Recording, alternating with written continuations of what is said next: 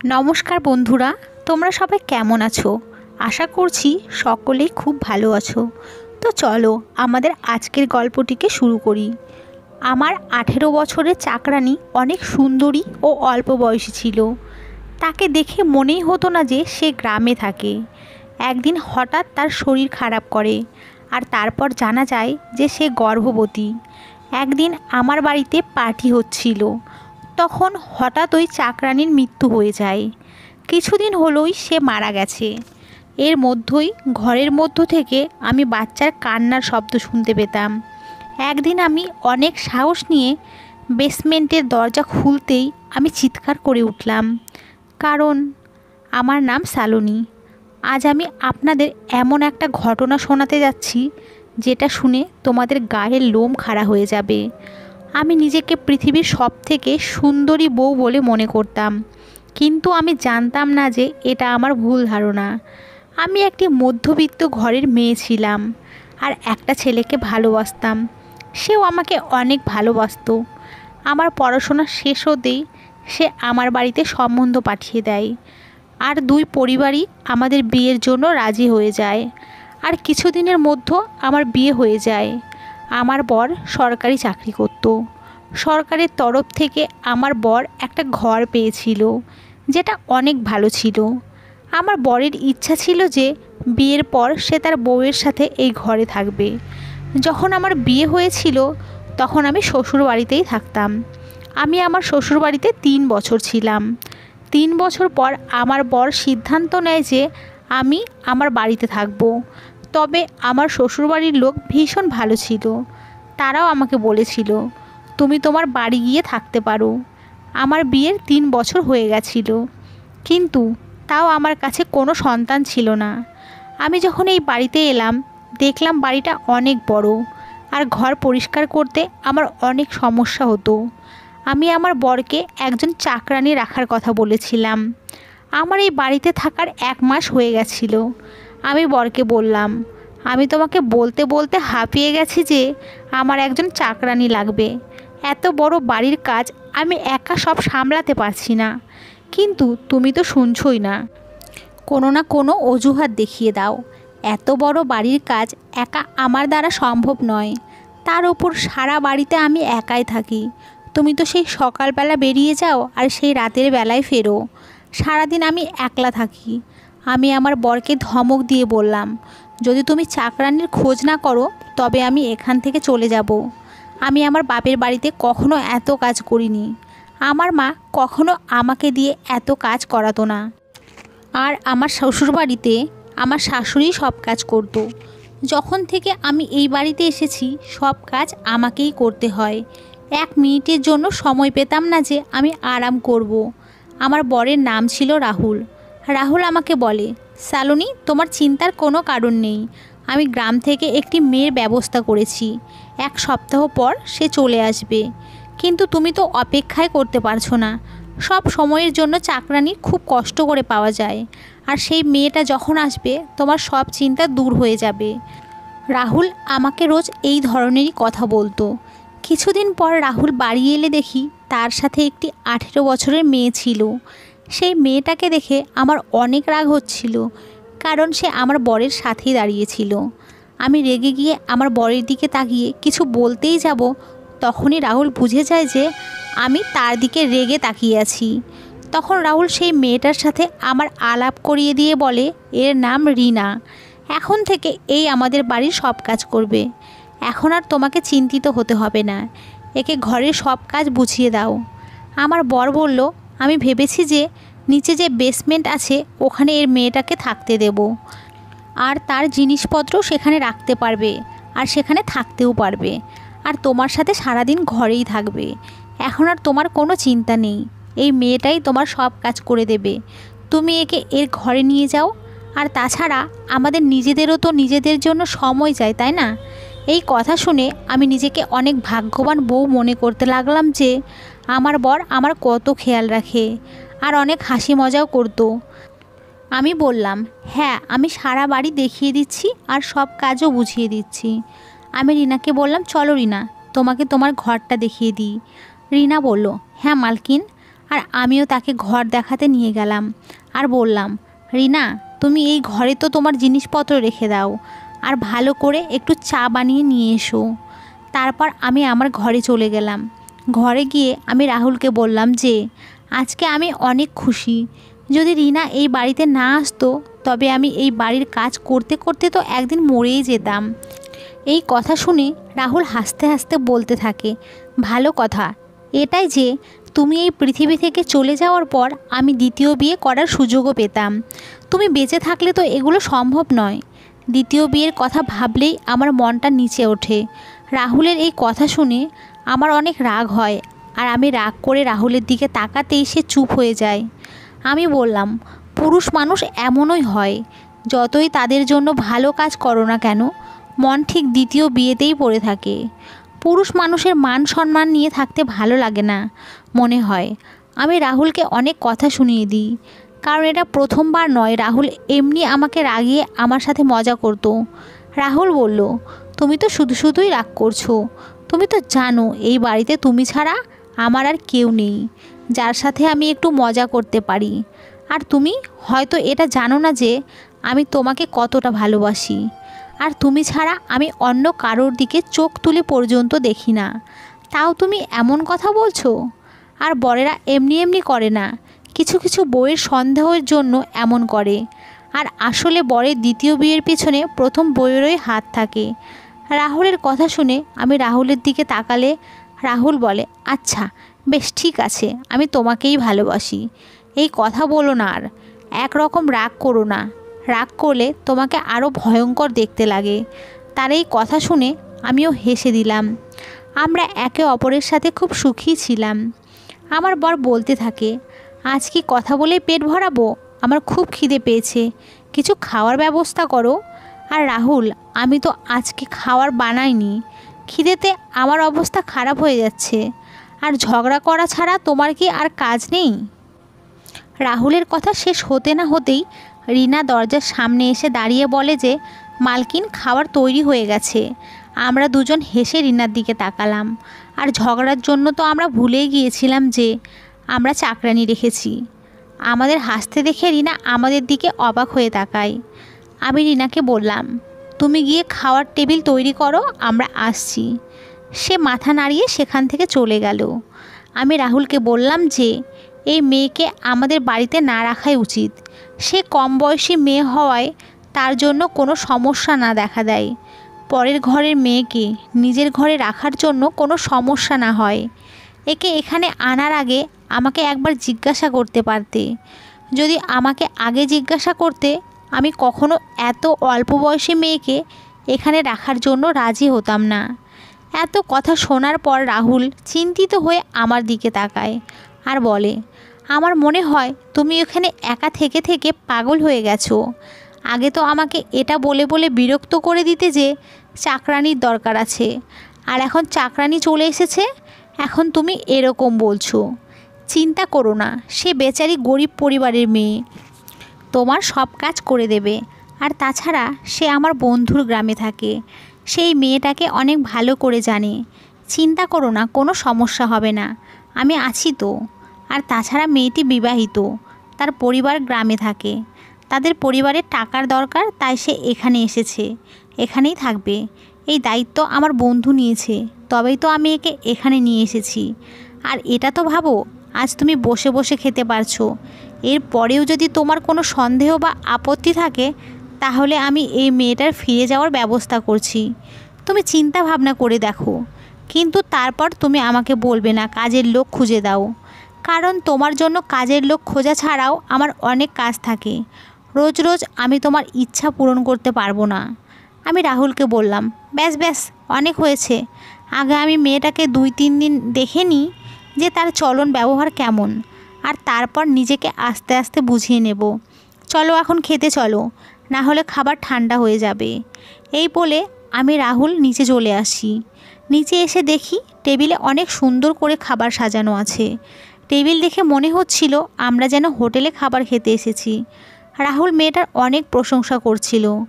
রিনা নানা রকমের পদ রান্না করেছিল, সেগুলো ভীষণ সুস্বাদু ছিল। রাহুল মন দিয়ে তার প্রশংসা করতে থাকে, আর বলে, এত ভালো খাবার আমি তো শুধু হোটেলেই খেয়েছি, তাছাড়া ঘরে তো অনেক কষ্ট এরকম খাবার পাওয়া যায়। তুমি তো একসাথে এতগুলো খাবার বানিয়েছো, তুমি তো অনেক ট্যালেন্টেড, একবারেই এতগুলো খাবার বানিয়ে ফেলেছো। রাহুলের সব থেকে যেটা ভালো লেগেছিল সেটা হলো রিনা বিরক্ত না করেই নিজে থেকে রান্নাঘরে গিয়ে একাই সব সামলে নিয়েছিল।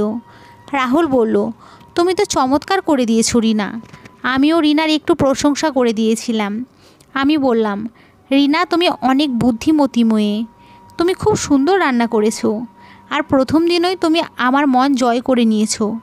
আমার প্রশংসা শুনে রিনা অনেক খুশি হয় আর আমাকে দেখে হাসতে থাকে। রিনা অনেক সুন্দরী মেয়ে ছিল আর তাকে ভালোও দেখতে ছিল, অল্প বয়সে ছিল, সবে যৌবনে পা দিয়েছিল। তার হাতে কালো রঙের চুড়ি আর নাকের নথ তাকে আরও সুন্দরী করে তুলেছিল। কালো রঙের জামা পরে তাকে আরও ফর্সা ও সুন্দর দেখাচ্ছিল। আমি তাকে দেখে অনেক খুশি হয়েছিলাম, কিন্তু তাকে দেখে কোনোভাবেই মনে হচ্ছিল না যে সে গ্রামে থাকে। তাকে যদি শহরের জামা কাপড় পরিয়ে দেওয়া হয় তবে তাকে হিরোইনদের মতো দেখতে লাগবে। যখন আমার মনে পড়তো রিনা বিবাহিত তখন আমি শান্তি পেতাম। আমি পুরোপুরি সন্তুষ্ট হয়ে গেছিলাম। সে নিজের কাজ খুব মন দিয়ে করত আর নিজের কাজেই ব্যস্ত থাকতো। রাহুলও নিজের অফিসের কাজে ব্যস্ত থাকতো, কারণ ঘরের আর কোনো চিন্তা তার ছিল না। কিছুদিন পর রিনার শরীর খারাপ হতে শুরু করে। একদিন হঠাৎ রিনা বলে, আমার শরীর অনেক খারাপ লাগছে, আমাকে ডাক্তারের কাছে যেতে হবে। সে একাই ডাক্তারের কাছে চলে গেল। যখন ফিরলো আমি তাকে জিজ্ঞাসা করলাম কি হয়েছে। সে আমাকে কিছুই বলল না, কিন্তু সে মা হতে চলেছিল এই কথা সে আমার থেকে লুকাচ্ছিল। যবে রিনা আমাদের বাড়িতে এসেছিল তখন তো এমন কিছুই ছিল না, আর তাছাড়া রিনাও তো আমাকে কিছু বলেনি। তারপর একদিন আমি রিনাকে জিজ্ঞেস করার চেষ্টা করি, তখন সে বলে যখন থেকে সে এখানে এসেছে তবে থেকেই সে গর্ভবতী ছিল। তখন আমি বলি, তাহলে তোমার বর এত দূরে তোমাকে কেন কাজ করতে পাঠিয়েছে? তাও এই রকম অবস্থায় তোমার এখানে না আসাই উচিত ছিল। এই সময়ে তোমার সব থেকে বেশি তোমার বরকে দরকার। এই কথা শুনে রিনা চুপ হয়ে গিয়ে বলল, মালকিন, গরিব লোক এত কিছু বোঝে না, আর তাছাড়া আমরা গ্রামের মানুষরা খুব শক্তিশালী। বাচ্চার জন্ম দেওয়া আমাদের জন্য খুব সাধারণ ব্যাপার। আমি যদি গ্রামে থাকতাম সেখানেও আমাকে কোনো না কোনো বাড়িতে কাজ করতে হতো। এখানে তো তবু অনেক শান্তি আছে। তুমি আর মালিক অনেক ভালো, অন্তত আমাকে তোমরা কোনো কথা শোনাও না। আর ডেলিভারি আমি এই শহরেই করব। বাচ্চা জন্ম দেওয়ার জন্য আমি গ্রামে হাসপাতালে যাব না, সেখানকার হাসপাতালে আমার অনেক ভয় লাগে। আর মালকিন, তুমি চিন্তা করো না, আমার জন্য তোমার কোনো সমস্যা হবে না। আমি শেষ পর্যন্ত সব কাজ এমন ভেবেই করব যেভাবে এখন করছি। 23 দিনের তো ব্যাপার হবে, 2 দিন পর থেকে আমি আমার কাজ করতে শুরু করব। কিছুক্ষণ পর্যন্ত রিনা কথা বলতে বলতে আমাকে সে সব ঘটনা বলে দিল। তার কথাতে আমি সহমত ছিলাম, কিন্তু আমি এটা ভাবছিলাম রাহুল আমাকে এই সব কথা আগে কেন বলেনি যে রিনা মা হতে চলেছে। রাতে যখন রাহুল ঘরে আসে তখন আমি জিজ্ঞাসা করি, তোমাকে তোমার বন্ধু বলেনি যে রিনা গর্ভবতী? তোমার বন্ধুর কি মনে হয়নি এই কথাটা তোমায় বলা উচিত? আমি জানি তুমি এই ব্যাপারে জানো না, তুমি আমাকে নিশ্চয়ই বলতে যদি তুমি জানতে। রাহুল আমার দিকে অবাক হয়ে তাকিয়ে বলে, কি রিনা গর্ভবতী? আমি এই কথা কি করে জানবো? আমি আজই তোমার মুখ থেকে শুনছি। আমি তোমার থেকে কোনো কথাই লুকাই না, তুমি শুধু শুধু আমার ওপর সন্দেহ করো। যদি তোমার তার ব্যাপারে জানতেই হয় তাহলে তাকেই জিজ্ঞাসা করে নাও। আর আমার ওপর যদি তোমার কোনো সন্দেহ হয় তাহলে আমি কালকেই ওকে গ্রামে ছেড়ে আসব, আর তারপর নিজেই নিজের পছন্দের কাজের লোক খুঁজে নিও। রাহুল আমার উপর অনেক রেগে গেছিল। আমার প্রশ্ন শুনে সে বিরক্ত হয়ে গেছিল। রাহুল আর হবে নাই বা কেন? যেই রাতে সে অফিস থেকে বাড়িতে এসে আমি কোনো না কোনো কথা নিয়ে ঝগড়া শুরু করে দিই। সে আমাকে অনেক বুঝিয়েছিল যে রিনার ব্যাপারে তুমি কম চিন্তা করো, সে ভালো মেয়ে। কিন্তু জানি না কেন আমি আমার বরকে সন্দেহ করতাম। এমন মনে হতো যেন সন্দেহ করা আমার একটা অভ্যেস হয়ে গেছে। বর বলল, তোমায় বুঝিয়ে কোনো লাভ নেই, তুমি সোজা কথারও উল্টো মানে বের করো। আমি রাহুলকে বললাম যে আমি তো এমনি বলেছিলাম, এখন এই মেয়েটার সব দায়িত্ব আমার ঘাড়ে এসে পড়বে। মনে হয় আমাকেই সব কাজ করতে হবে, সাথে এই মেয়েটারও দেখাশোনা করতে হবে। যদি আমি আগে জানতাম তাহলে আমি কখনো একে কাজে রাখতাম না। কোনো রকমে কথা শেষ করে দুজনের ঝগড়া শেষ করে শুয়ে পড়েছিলাম। সকালে যখন ঘুম থেকে জেগে উঠে মাটিতে পা দিলাম তখন আমার মাথা ঘুরে গেল। রাহুল সেই সময় ঘরেই ছিল। আমার শরীর খারাপ লাগছে দেখে বলল, চলো তোমাকে ডাক্তারের কাছে নিয়ে যাই। ডাক্তারের কাছে যেতে ডাক্তার আমাকে এমন খবর শোনালেন যেটা শুনে আমি খুশিতে পাগল হয়ে গেলাম। ডাক্তার বলল আমি গর্ভবতী। এটা শুনে আমার বর অনেক খুশি হয়েছিল। আর হবে না কেন, 3 বছর পর এত খুশির খবর শুনেছিলাম। বিয়ের পরে আমি অনেক ডাক্তার দেখিয়েছিলাম, কিন্তু কোনো ওষুধ কাজ করেনি। আমার বর বাচ্চা চাইতো, কিন্তু কখনো এর জন্য আমায় উল্টো পাল্টা কোনো কথা বলেনি। বরের মনে হতো অনেক লোকের তো 10 বছর পর বাচ্চা হয়, আমাদের তো শুধু 3 বছরই হয়েছিল। সে বাচ্চা দত্তক নিতেও রাজি ছিল, কিন্তু তার বন্ধু বোঝাতো যে নিজের রক্তই হয়। তার বন্ধুদের বোঝানোর জন্যই সে চিন্তা ভাবনা করে কাজ করত আর নিজের রক্তের জন্য অপেক্ষা করত। আজ যখন এই খুশি সে পাচ্ছে তখন তার আনন্দ সে মুখে প্রকাশ করতে পারছে না। এই খবর শুনেই রাহুল সারা হাসপাতালে মিষ্টি বিলিয়েছিল। বাড়ি ফিরে সে রিনাকেও এই খবর শুনিয়ে বলে, এখন থেকে মালকিনের ভালো করে খেয়াল রাখতে হবে। রাহুল আমাকে বলে, তুমি এখানে বসো আর বিছানা থেকে এক পাও নিচে নামার দরকার নেই। রাহুল বলে, আমি তো বুঝতেই পারছি না এত বড় খুশি আমি কিভাবে উদযাপন করব। সে বলে, তুমি রিনার ব্যাপারে ভাবা বন্ধ করো। সে গ্রামের মেয়ে, সে এইসব কাজে অভ্যস্ত। সেখানকার মহিলারা এই অবস্থায় ঘরে 10টা কাজ একসাথে করে। তুমি আমার কথা মন দিয়ে শোনো, তুমি শুধু নিজের খেয়াল রাখবে। আমিও রিনাকে বলবো যে সে যেন শুধু তোমার খেয়াল রাখে, তোমার কোনো জিনিসের অভাব হতে দেব না। রাহুল আমাকে অনেক ভালো করে বোঝাচ্ছিল, আর তার এত ভালোবাসা দেখে আমার চোখে জল চলে আসে। সে আমাকে সত্যি অনেক ভালোবাসতো। আমি নিজেকে অনেক ভাগ্যবতী বলে মনে করতাম যে আমার বর আমাকে এত ভালোবাসে। এমন মনে হচ্ছিল যেন পৃথিবীর সব সুখ আমার পায়ের তলায় চলে এসেছে। আমি অন্য সব কথা ভুলে আমার নতুন অতিথির জন্য তৈরি হতে চেয়েছিলাম। কিন্তু যখন থেকে রিনা এই খুশির খবর শুনেছিল তখন থেকে কেমন যেন উদাস থাকতো। আমি এই ভেবে মনকে বোঝাতাম যে আমার বর আমার এত খেয়াল রাখে দেখে তারও হয়তো মনে হয় যদি তার বড় তাকে এত ভালোবাসতো, কারণ আমার বর সত্যিই আমার অনেক খেয়াল রাখতো। রিনার ডেলিভারির সময় চলে এসেছিল, আমার তখনও ডেলিভারি হওয়ার দেরি ছিল। রাহুল আমার স্বাদের অনুষ্ঠান করতে চেয়েছিল, তাই সে আমার শ্বশুরবাড়ি ও বাপের বাড়ির লোকেদের ডেকে পাঠিয়েছিল। এইসব দেখে রিনা দুঃখী দুঃখী থাকতো। সে চুপচাপ থাকতো, শুধু নিজের কাজে ব্যস্ত থাকতো। আর আমি বাচ্চার খুশিতে তার দিকে নজর দেওয়া কমিয়ে দিই। যেদিন আমার স্বাদ ছিল সেদিন সবাই আমাকে অনেক আশীর্বাদ করে। সবাই অনেক খুশি ছিল। খাবার খাওয়ার পর সবাই একসাথে বসে গল্প করছিল। আমার শ্বশুরবাড়ির সবাই বলছিল এখানে একলা থাকা আমার ঠিক নয়। রাহুল বলল যে সে নিজের সাথে আমাকে এই বাড়িতেই রাখতে চায়। তার জেদের সামনে বাড়ির লোক চুপ হয়ে গেল। রাহুল অনেক জেদি ছিল, সেও জন্য তারা বেশি কিছু বলেনি। সবাই বসে গল্প করছিল। সেই সময় এমন একটা ঘটনা ঘটল যেটা দেখে সবার গায়ের লোম খাড়া হয়ে গেল, আর খুশির পরিবেশে দুঃখে বদলে গেল। জানতেই পারিনি যে বসে বসে এমন হয়ে যাবে যে আনন্দে দুঃখ বদলে যাবে। রিনা সবার জন্য চা বানিয়ে নিয়ে আসতে গিয়ে হঠাৎ তার পা সিঁড়ি থেকে পিছলে যায়, আর সে সিঁড়ি দিয়ে নিচে পড়ে যায় এবং অজ্ঞান হয়ে যায়। মাথা থেকে অনেক রক্ত বেরোচ্ছিল। তখন রাহুল তাকে হসপিটালে নিয়ে যায় এবং কাউকে সঙ্গে যেতে বারণ করে। সে বলে সবাই একসাথে গেলে সমস্যা হতে পারে। রাহুলের যাওয়ার পর অনেক সময় কেটে গেছিল। তার আত্মীয়দেরও বাড়ি ফিরতে হতো। আমি সবাইকে বললাম তোমরা নিশ্চিত হয়ে বাড়ি ফিরে যাও, রাহুল কিছুক্ষণের মধ্যেই চলে আসবে। রাহুলের সাথে আমার ফোনে কথা হয়েছে, এখন সব ঠিক আছে, চিন্তার কোনো কারণ নেই। এই কথা শুনে সবাই বাড়ি যাওয়ার প্রস্তুতি নিতে থাকে। আমার শাশুড়ি আমাকে বলে, শালুনি নিজের অনেক যত্ন নিও, যখন রাহুল বাড়ি আসবে আমাকে ফোন করে জানিয়ে দিও। আর চাকরানিকে তুমি তার নিজের বাড়িতে পাঠিয়ে দিও, তার আরামের প্রয়োজন। আর তোমার শরীর তো ভালো না, তার চিন্তা করলে তোমার শরীর এতে আরও খারাপ হয়ে যাবে। তার বরকে দেখে তাকে ফেরত পাঠিয়ে দিও, আর বলবে ডেলিভারির পর সে যেন আবার তাকে এখানে রেখে যায়। আমি শাশুড়িকে বললাম, ঠিক আছে মা, আপনি যেটা বলবেন। আমি তো নিজেও চাইতাম যে এই সময় রানী নিজের গ্রামে ফিরে যাক। তাছাড়া এই সময় তার ঘরের কাজ করার মতো অবস্থাও ছিল না।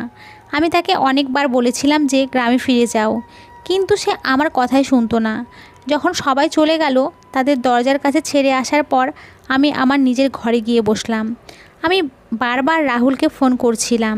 যত সময় বাড়ছিল আমার চিন্তা ততই বাড়ছিল। রাত 3টে বেজে গেছিল আর রাহুলের যাওয়ার 5 ঘন্টা হয়ে গেছিল। আমি কিছুক্ষণ পরপর রাহুলকে ফোন করছিলাম, কিন্তু তার ফোন বন্ধ আসছিল। এই ভাবতে ভাবতে আমার ঘুম পেয়ে গেছিল। আমি শুয়ে পড়েছিলাম, আর যখন ঘুম ভাঙে আমি চমকে যাই। আমি দেখি আমার সামনে রাহুল দাঁড়িয়ে আছে। আমি বললাম, কি হয়েছে, তুমি এত দেরি করলে কেন বাড়ি ফিরতে? আর রিনা কোথায়? রিনা ঠিক আছে তো? সে কোথায়? আমি দেখা করে আসি, দাঁড়াও, যদি তাও কোনো জিনিস দরকার পড়ে। আমি দেখা করতে যেতে লাগলাম। এর মধ্যে রাহুল আমার হাত ধরে বুকে জড়িয়ে নিল আর বলল, শান্ত হও শালুনি, রিনা আর এই পৃথিবীতে নেই। এটা শুনে আমি বললাম, তুমি কি আমার সাথে মজা করছো? রাহুল বলল, আমি তোমার সাথে কোনো মজাই করছি না, আমি সত্যি বলছি। আমি বললাম, রিনা কি করে মরে যেতে পারে? তার বাচ্চার কি হলো? আমি তো ভাবতেই পারছিলাম না যে এত হাসি খুশি রিনা এইভাবে মরে যাবে। রাহুল বলল, তার বাচ্চা পেটেই মরে গেছিল, আর রিনার মাথায় গভীর চোট লাগার জন্য তার মৃত্যু হয়ে যায়। এই কথা শুনে আমার তো হুঁশ উড়ে গিয়েছিল। সে আমায় বলল, আমি তার কাজকর্ম করে আসছি। সে বলল, আর আমি অনেক ভয় পেয়ে গেছি। যদি পুলিশ এই খবর জানতে পারে তবে আমার চাকরিও চলে যাবে, আর সারা জীবন আদালতে চক্কর কাটতে কাটতেই জীবন শেষ হয়ে যাবে, আর আমি নিজেকে নির্দোষ প্রমাণ করতে পারবো না। এই সব শুনে আমি আরও চিন্তায় পড়ে গেলাম। আমি রাহুলকে বললাম, রাহুল, যদি তার বাড়ির লোক এসে জিজ্ঞেস করে রিনা কোথায়, আমরা কি জবাব দেব? রাহুল আমাকে ভরসা দিয়ে বলে, চিন্তা করো না, সব ঠিক হয়ে যাবে, আমি সব সামলে নেব। সে বলল, তুমি রিনার ব্যাপারে কাউকে কিচ্ছু বলবে না। আমি বললাম, আচ্ছা ঠিক আছে, আমি কাউকেই বলবো না। রিনার মৃত্যুতে আমি অনেক দুঃখ পেয়েছিলাম আর দিনরাত কাঁদতাম। এই ভেবে এত হাসি খুশি মেয়েটা রিনা কিভাবে এত তাড়াতাড়ি পৃথিবী ছেড়ে চলে যেতে পারে। কিন্তু সময়ের সাথে সাথে সব কিছু ঠিক হয়ে যায়। আমিও আস্তে আস্তে রিনার মৃত্যু ভুলতে থাকি। কিছুদিন পর আমার জীবন আবার স্বাভাবিক হয়ে যায়। রাহুল নিজের অফিস থেকে 2 মাসের ছুটি নিয়েছিল, আর সে নিজে আমার দেখাশোনা করত। রাতে যখন আমি ভাবতাম তখন অদ্ভুত অদ্ভুত আওয়াজ শুনতে পেতাম। 2-3 দিন আমি তো আওয়াজটাকে পাত্তা দিইনি। একদিন রাতে আওয়াজ শুনে আমার ভয় লাগতে শুরু করে। আমি রাহুলকে ডেকে তুলি। সে আমাকে জিজ্ঞাসা করে, কি হয়েছে শালুনি, তোমার শরীর ঠিক আছে তো? যদি তোমার শরীর খারাপ করে তোমায় এখনও আমি ডাক্তারের কাছে নিয়ে যাব। আমি চিন্তিত হয়ে বললাম, আমার শরীর খারাপ নয়। রোজ রাতে আমি একটি বাচ্চার আওয়াজ শুনতে পাই। আমি ভয় পাই এই আওয়াজে, কিন্তু এতদিন আমি তোমায় কিছুই বলিনি।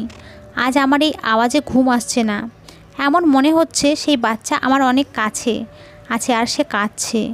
আমি রাহুলকে বললাম, চলো আমরা বাইরে গিয়ে দেখে আসি। এমন মনে হচ্ছে যে কেউ সমস্যায় আছে আর আমাদের ডাকছে। আমার কথা শুনে রাহুল অবাক হয়ে গিয়ে বলে, তুমি কি বলছো? আমি তো কোনো বাচ্চা কাঁদার আওয়াজ শুনতে পারছি না। এইগুলো তোমার মনের ভুল, আর কিছু না। এই জন্য তুমি এইসব চিন্তা ভাবনা বাদ দিয়ে আরাম করে শুয়ে পড়ো। আর এই সময় তোমার বেশি বেশি আরামের প্রয়োজন। আর যদি তোমার মনের শান্তি না হয় তবে আমি গিয়ে দেখে আসছি। তোমার যাওয়ার দরকার নেই, কারণ আমি কোনো রিস্ক নিতে চাই না। রাহুল চলে গেল বাইরে। আমি অধিক আগ্রহে অপেক্ষা করার পর রাহুল যখন এলো আমি তখনই তাকে জিজ্ঞাসা করলাম, রাহুল, বাইরে কে ছিল? রাহুল বলল, আমি বলেছিলাম না বাইরে কেউ নেই। এটা তোমার মনের ভুল, হতে পারে তুমি কোনো স্বপ্ন দেখেছো। এখন তুমি এটা নিয়ে কিছু বলবে না আর চুপ করে শুয়ে পড়বে। এটার ব্যাপারে আমরা কাল সকালে কথা বলবো। এই বলে রাহুল শুয়ে পড়ল। কিন্তু আমি সেই আওয়াজটার ব্যাপারে ভাবতেই লাগলাম। এই আওয়াজ আমি আজকেই প্রথম শুনছিলাম না, প্রায় 3 দিন ধরে শুনছিলাম। আর অনেক দিন পর্যন্ত আমি এক আওয়াজ শুনতে পেতাম। আমি অনেকবার রাহুলকে বলার চেষ্টা করেছি যে কোথাও বাচ্চা কাঁদছে, কিন্তু সব সময় রাহুল এটা মনের ভুল বলে দিত। আমিও ভাবতাম হয়তো সত্যিই আমার মনের ভুল, কারণ যদি কোনো বাচ্চা সত্যি কাঁদতো তাহলে রাহুলও শুনতে পেত। এই ভেবেই আমি শান্তিতে শুয়ে পড়তাম। এইভাবে কিছুদিন যাওয়ার পর আমার মনে হচ্ছিল যে রাহুল আমার কাছে কিছু একটা লুকাচ্ছে। রোজ রাতে আমি বাচ্চার কান্নার আওয়াজ শুনতে পেতাম। এটা আমার কোনো মনের ভুল হতেই পারে না। নিশ্চয়ই এর পিছনে কোনো রহস্য লুকিয়ে আছে। আমি সিদ্ধান্ত নিয়েছিলাম যতদিন না আমি এই রহস্যের কথা জানতে পারবো ততদিন আমি শান্তি পাবো না। কিছু এমন একটা নিশ্চয়ই হচ্ছিল যে আমার থেকে লুকানো হচ্ছিল। আমার এটাও মনে হতো যে হতেই পারে রাহুল রিনাকে মেরেছিল আর তার বাচ্চা আশেপাশেই আছে, কোনো সমস্যায় আছে। এই বাচ্চার জন্য আমার কিছু না কিছু করতেই হতো। সেই সব ভাবতে ভাবতে আমি পুলিশকে ফোন করে দিয়েছিলাম আর পুলিশকে এইসব ব্যাপারে বলেছিলাম। আমি পুলিশকে বললাম যে আমি চাই আপনি আমার বাড়ির তল্লাশি নেন বা আমার ঘরে নজর রাখুন। আমি রাতে অদ্ভুত আওয়াজ শুনতে পাই। এই আওয়াজে আমার বাড়ি থেকে অথবা আশেপাশের বাড়ি থেকে আসে। আর বলি যে রিনা আমাদের বাড়ির বেসমেন্টে থাকতো, আপনি ওই ঘরে তল্লাশিও করবেন, ওখান থেকে আপনি ঠিক কিছু না কিছু পাবেন। পুলিশ আমার রিপোর্ট লিখে নেয় আর বলে, ঠিক আছে ম্যাডাম, আপনি একদম চিন্তা করবেন না, আমরা আপনার সাথে আছি। আপনার বর এই ব্যাপারে কিছু জানতেও পারবে না। আর রাতে আপনার বাড়ি তল্লাশি করতে যাব। 2 দিন পুলিশ আমার বাড়ির বাইরের আশেপাশের বাড়িতে খোঁজ করে। পুলিশ বলে, আপনি আমাদের বোকা বানাচ্ছেন, আমাদের এমন কোনো আওয়াজ কানে আসছে না। আমি বললাম, স্যার এমনও তো হতে পারে যে আমাদের বেসমেন্টে এই রিনার বাচ্চা আছে, কারণ যবে থেকে সে নেই তবে থেকেই তো সেই ঘর বন্ধ আছে আর তার চাবি আমার বরের কাছে থাকে।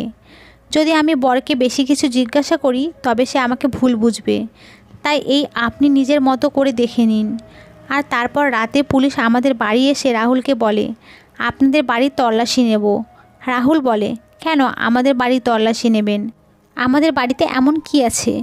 পুলিশ বলে, আমরা আপনাদের আশেপাশের বাড়িরও তল্লাশি নিয়েছি, এখন শুধু আপনাদের বাড়ি বাকি আছে। এখন আমরা আপনাদের বাড়ির তল্লাশি নিতে চাই। সবার প্রথমে পুলিশ বেসমেন্টে যেতে চায়। রাহুলকে বলে, রাহুলজি আমাদের এই ঘরে চাবি দিন, আমরা এই ঘর খুলে দেখতে চাই। পুলিশ চাবি চাওয়াতে রাহুলের মুখের রং কেমন যেন ফিকে হয়ে গেল আর তাকে চিন্তিতও মনে হচ্ছিল। সে বলল, ইন্সপেক্টর সাহেব কী ব্যাপার, কিছু তো বলুন, আমি এইভাবে আমার ঘরে তল্লাশি করতে দিতে পারি না। আপনি জানেন না আমি কে। ইন্সপেক্টর সাহেব বলল, আপনি যেই হন না তাতে আমাদের কিছুই যায় আসে না। যদি আমাদের চাবি না দেন তবে আমরা দরজা ভেঙে ফেলব। আপনি শুধু আমাদের ধমকাতে পারেন না। আমরা শুধু এটা জানতে চাই এই ঘরে কি খিচুড়ি হচ্ছে? আশেপাশে বাড়ির থেকে কমপ্লেন আছে যে আপনার বাড়ি থেকে বাচ্চার কান্নার আওয়াজ আসে। রাহুল বলে, আপনি কেমন ধরনের কথা বলছেন? বাচ্চা কাঁদার আওয়াজ তো যে কোনো বাড়ি থেকেই আসতে পারে, প্রতিবেশীদের অনেক বাচ্চা আছে। আমাদের বাড়িতে কোনো বাচ্চা নেই। ইন্সপেক্টর সাহেব বলল, এই জন্যই তো আমরা আপনার ঘরের তল্লাশি করতে চাই। আর আপনি এই ঘরের তালা বন্ধ করে কেন রেখেছেন? আপনি তাড়াতাড়ি দরজা খুলুন, নয়তো দরজা ভেঙে দেব। রাহুল দরজা না খোলায় পুলিশ দরজা ভেঙে দেয়। দরজা খুলে সবাই ঘরের ভিতরে গেল। এটা দেখে সবাই অবাক হয়ে গেল যে একটা ছোট বাচ্চার সাথে সেখানে রিনাও ছিল। যে রিনাকে আমরা মৃত ভাবছিলাম সে জীবিত ছিল। আর আমি কে বাচ্চার আওয়াজ শুনতে পেতাম, সেটা কোনো মনের ভুল ছিল না। আমি এগিয়ে দেখলাম রিনার কোলে একটা ফুটফুটে বাচ্চা ছিল, যাকে দেখতে রাহুলের মতোই ছিল। রিনা পুলিশকে দেখে ভয় পেয়ে গিয়ে বলে, আমি কিচ্ছু করিনি, যা করেছে মালিক করেছে, আমি শুধু তার হুকুমের গোলাম ছিলাম। সে যা যা যা বলতো আমি সেগুলোই করতাম। পুলিশ তাকে কোনো রকম প্রশ্ন করেনি, তারপরেও সে উত্তর দিচ্ছিল। রিনা বলল, আমি তোমাদের সবার কাছে হাত জোর করে ক্ষমা চাইছি, আমায় ক্ষমা করে দাও। ভগবানের জন্য আমাকে আর আমার মেয়েকে যেতে দাও, আমাদের কোনো দোষ নেই, আমি নিজেই এতদিন ধরে এখানে আটকে আছি। এই বলে রিনা কেঁদে ফেলে। আমি গিয়ে রিনাকে জড়িয়ে ধরে শান্ত করার চেষ্টা করি। আমি রিনার কান্না দেখতে পারছিলাম না। পুলিশ রাহুলকে বলে, আপনি সব কিছু এখানে বলবেন নাকি আমরা আপনাকে থানায় নিয়ে যাব? এই কথা শুনে রাহুল ভয় পেয়ে বলে, আমি কারোর সাথে কোনো ভুল কিছু করিনি। আমি কি করতাম, আমার অবস্থা এমন হয়ে গেছিল যে আমি বাধ্য হয়ে এইসব করেছি। আপনি রিনাকে জিজ্ঞাসা করুন, আমি জোর করে রিনাকে বিয়ে করিনি আর রিনার সাথে কোনো জোর জবরদস্তিও করিনি। সে নিজের ইচ্ছাতে আমাকে বিয়ে করে এখানে এসেছে। হ্যাঁ, এটা সত্যি যে সে আমার বউ আর তার কোলের বাচ্চা আমার। রাহুলের কথা শুনে রিনা মাথা নিচু করে নেয় আর আমি অবাক হয়ে তাদের দিকে তাকিয়ে থাকি। আমি আফসোস করছিলাম এই ভেবে যে এতদিন ধরে এরা আমাকে বোকা বানিয়েছে। রাহুল বলেছিল যে আমার বাচ্চার অনেক শখ, কিন্তু শালনী আর আমার বিয়ের 3 বছর পরও সে আমাকে বাচ্চা দিতে পারেনি। আমি অনেক ডাক্তার দেখিয়েছি, সবাই ভরসা দিয়ে বলতো হয়ে যাবে, চিন্তা করবেন না। আমি অনেকবার শালনীকে বলেছিলাম বাচ্চা দত্তক নিতে, কিন্তু সে রাজি হয়নি। তারপর যখন একদিন আমি আমার বন্ধুর সাথে গ্রামে গেছিলাম, সেখানে আমি রিনাকে দেখতে পাই। দেখলাম সেখানে সে কোনো রকমে বেঁচে আছে। গ্রামেও সেই লোকের বাড়িতে কাজ করতো। রিনা এরকম অবস্থা আমার ভালো লাগেনি। আমি ভাবলাম আমি যদি রিনাকে বিয়ে করি আর সে যদি বাচ্চার জন্ম দেয় তাহলে আমি তার জীবন বদলে দেব। আমি জানতাম শালিনী কখনো আমাকে দ্বিতীয় বিয়ে করার অনুমতি দেবে না। এই জন্য আমি লুকিয়ে রিনাকে বিয়ে করে নিই আর তাকে টাকার লোভ দেখাই। এই জন্য রিনাকে বিয়ে করে আমার বাড়িতে নিয়ে আসি। এই ভেবেই সে আমার বাড়িতে থেকে যায়। সে আমাদের বাড়িতে সব কাজ করতে থাকে আর রাতের অন্ধকারে আমি তার সাথে দেখা করতে যেতাম। কিছুদিন পর আমি জানতে পারি রিনা গর্ভবতী হয়ে পড়ে। কিন্তু রিনার সাথে বিয়ে করে আমি ভুল সিদ্ধান্ত নিই, কারণ রিনা গর্ভবতী হওয়ার কিছু মাস পরে শালিনীও গর্ভবতী হয়। শালিনী গর্ভবতী হওয়ার খবর শুনে মনে হচ্ছিল আমি অনেক তাড়াতাড়ি রিনাকে বিয়ে করে ফেলেছিলাম। আমি জানতাম না যে রিনাকে বিয়ে করার পরই শালিনী গর্ভবতী হয়ে যাবে। আর যখন রিনা জানতে পারে শালিনী গর্ভবতী, তারপর থেকেই রিনা ধমকি দিতে থাকে যে সে আমাদের ব্যাপারে শালিনীকে সব বলে দেবে, কারণ সেও ভেবেছিল শালিনী হয়তো মা হতে পারবে না। আমার এই ভুল সিদ্ধান্তের জন্য আমি অনেক কষ্ট পাচ্ছিলাম, কিন্তু আমি শালিনীকে অনেক ভালোবাসতাম। আমি শালিনীকে ছাড়তে চাইনি আর তার সাথে বিশ্বাসঘাতকতাও করতে চাইনি। আর তাছাড়া শালিনীকে রাগিয়ে আমি পুরো পরিবারকে রাগাতে চাইনি। এই জন্য আমি ভেবেছিলাম যে রিনাকে লুকিয়ে দিই। সেদিন যখন রিনা সিঁড়ি থেকে পড়ে যায়, আমি তখন ভাবি যে এর থেকে ভালো সময় আমি আর পাবো না। তাই প্ল্যান করে রিনাকে মরে যাওয়ার মিথ্যা খবর আমি শালিনীকে বলি আর বেসমেন্টে চুপচাপ রিনাকে আর তার বাচ্চাকে নিয়ে গিয়ে বন্ধ করে দিই। রিনা আমাকে কিছুই বলেনি, কারণ সে জানতো আমি ছাড়া সে তার বাচ্চার দেখাশোনা করার আর কেউ নেই। রাহুলের মুখে এইসব কথা শুনে আমার রাহুলের উপর ঘৃণা হয়। বিশ্বাসঘাতকতা করার জন্য পুলিশ রাহুলকে গ্রেপ্তার করতে চায়, কিন্তু আমি আর রিনা এই কেসটা ফিরিয়ে নিই। এই জন্য পুলিশ খালি হাতে ফিরে যায়। পুলিশ চলে যাওয়ার পর রিনা আমার সামনে হাত জোড় করে বলে, আমাকে ক্ষমা করে দাও, আমি তোমার সাথে অনেক খারাপ করেছি, কিন্তু আমি বাধ্য হয়ে এসব করেছি। আমি দারিদ্রতাতে অনেক কষ্ট পেয়েছিলাম, সেই জন্য মালিকের কথা মতো এখানে চলে আসি। আমার পয়সার দরকার, চলো, আর মালকিনের বাচ্চার দরকার ছিল। এই জন্য আমি নিজের দারিদ্রতাকে দূর করতে মালিককে বিয়ে করে নিই। মালকিন, তুমি চিন্তা করো না, তোমরা ভালো থাকো, আমি চলে যাচ্ছি, কারণ এখানে থাকার কোনো অধিকার আমার নেই। রিনা নিজের বাচ্চা নিয়ে চলে যেতে থাকে। আমি যখন রাহুলের দিকে তাকাই, তার মুখ দেখে মনে হয় যে সেও চায় রিনা আমাদের বাড়ি থেকে চলে যাক। তখনই আমি রিনার হাত ধরে বলি, তুমি এখান থেকে কোথাও যাবে না, তুমি আমার সাথে এখানেই থাকবে। তুমি তো নির্দোষ, সাজা তার পাওয়া উচিত যে এই সব করেছে। আমার দিকে তাকিয়ে রাহুল লজ্জিত অনুভব করে। সে আমার সামনে এসে ক্ষমা চাইতে থাকে। আমি রাহুলের কোনো কথা না শুনে রিনার হাত ধরে নিজের ঘরে নিয়ে যাই। আমি সিদ্ধান্ত নিয়েছিলাম যে যতক্ষণ না রাহুল নিজের মেয়েকে মেনে নিচ্ছে ততক্ষণ আমি রাহুলকে ক্ষমা করব না, কারণ আমি রাহুলের মতো স্বার্থপর নয়। আমি চাইলেই সেই সময় রিনাকে ঘর থেকে বের করে দিতে পারতাম, কিন্তু আমি তার সাথে কোনো অন্যায় করতে চাইনি। আর মা মেয়ের কাছে থেকে আমি সম্মান কেড়ে নিতে চাইনি। কিছুদিন পর রাহুল তার মেয়েকে মেনে নেয়, আর আমিও মা হয়ে গেছিলাম। আমিও একটি মেয়েরই জন্ম দিয়েছিলাম। সেদিন আমার মেয়ের জন্ম হয়, সেই দিন হঠাৎই রাহুলের হার্ট অ্যাটাক হয়ে যায়। সেই দিন রাহুলও হাসপাতালে ভর্তি ছিল, আর তার শরীরের অবস্থা হঠাৎই খারাপ হয়ে যায়। তারপর রাহুল মারা যায়। আমার ওপরে তো সমস্যার পাহাড় ভেঙে পড়ে। এখন আমি আমার বাচ্চার জন্য বেঁচে আছি। রাহুল আমার আর রিনার সাথে যা করেছিল তার শাস্তি সে পেয়ে গেছিল। রাহুলের মৃত্যুর পর আমি বাচ্চাকে নিয়ে গ্রামে চলে যাই। ধন্যবাদ বন্ধুরা। আমাদের গল্পটিকে যদি ভালো লেগে থাকে তাহলে প্লিজ একটা লাইক দেবেন, আমাদের পাশে থাকবেন। ধন্যবাদ সবাইকে, ভালো থাকবেন।